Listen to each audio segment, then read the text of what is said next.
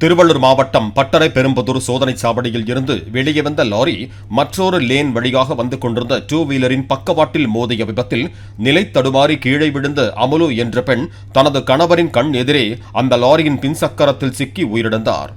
ஜோதிடர் சங்கரையா என்பவர் தனது மனைவி அமுலுவுடன் டூ வீலரில் சென்றபோது நிகழ்ந்த இந்த விபத்தின் சிசிடிவி காட்சி வெளியாகியுள்ளது.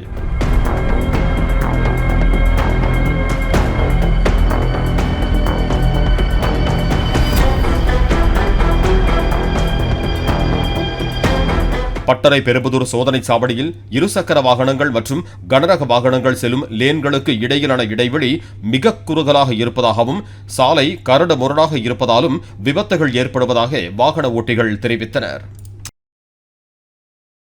பிளே ஸ்டோர் மற்றும் ஆப் ஸ்டோரில் இருந்து பாலிமர் செயலியை QR கோடு மூலம் பதிவிறக்கம் செய்யுங்கள். செய்திகளை உடனுக்குடன் பெறுங்கள்.